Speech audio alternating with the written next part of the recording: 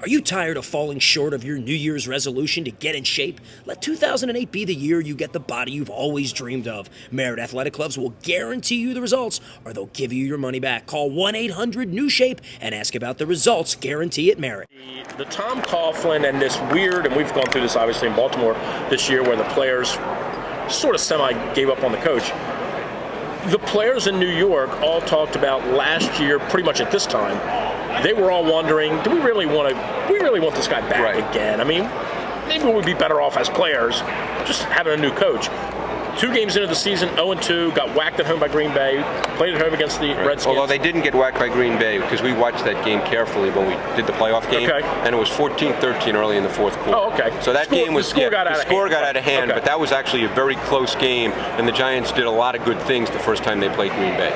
Then they come back, they're home, they're playing the Redskins, they're in Washington, it's 17-6 that goal line stand. Or something like that. Yeah. We always talk about this, these games that you win at the buzzer, or games that you lose when you had them in your back pocket.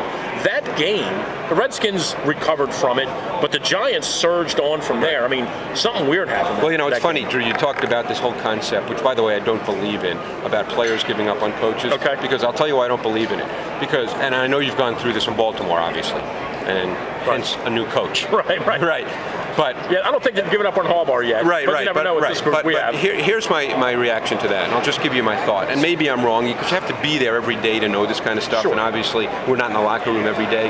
But I think when you hear that, if that's indeed true, a player is basically saying, I'm a loser. I can't play unless I like the coach. Unless it's all perfect. Right. The players are basically saying, I'm a loser. How many guys do you think, it's funny you bring this up, how many guys do you think, and you may know this way better than I do, so I'm glad we're talking about it. How many guys do you think, if they took a straw poll and there was no way to really find out, if they just gave you a sheet of paper and it said, check off a box, do you like Tom Coughlin or not? Just check the box off. We're not going to know who it was. How many guys do you think really like Tom Coughlin? Well, let me answer it this way. First of all, I don't think it'd be a ton, but let me answer it this way, and I'm not speaking out of school. Ron Jaworski's one of my best friends. I work with him on the NFL matchup show all year, so he told me when he played for Dick Vermeil, who, by the way, he's very close friends with now, he said he hated Dick Vermeil because Vermeil made him work his tail off. He'd call him up at 11 o'clock on a Wednesday or a Thursday night and tell him, pop in a piece of tape. You got to look at this. This is what we're going to do. And Jaws told me, he just hated the guy. But, I think if a coach is doing his job, there's a little bit of jerk in every coach as far as the players are concerned. And, my guess is Tom Coughlin is like that. Tom Coughlin was an assistant with the Eagles when Jaws was there, and Jaws said he loved him because he was the receivers coach, and he'd make the receivers, if the route demanded that you had to break at 10.5 yards, if you didn't break at 10.5 yards, Tom Coughlin would be on their tail saying, no, not 11 yards, not 10 yards, 10.5 yards. I mean, that's a coach's job. The coach's job is to make the players perform at their highest level. It's not a likable thing. Right. And then Bill Belichick, on the other hand, of course, everybody talks about this, the standoffish, curt, the Bill Belichick that puts the hood over his head, and you never really get to know about the real Bill Belichick. But I get the sense that a lot of guys go there and sort of follow this aura of his, and when they get there, they buy into it.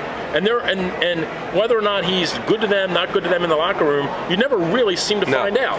And I think the thing about Belichick, and this I know for a fact, is he coaches. He's not a guy who curses out players. I mean, every coach does that on occasion, but he coaches. So when players don't do the right thing, he gets them on the sideline during the game. As the head coach, he's maybe not watching his offense, he's talking to his defense, and he's coaching his players. He's telling them what they did wrong, what they need to do right. That's what coaching is. And I think that as players become veterans and play in the league a longer period of time, they recognize the importance of that. The coach's job is not to be the friend to the players. It's not a matter of, we really like playing for him. That's irrelevant.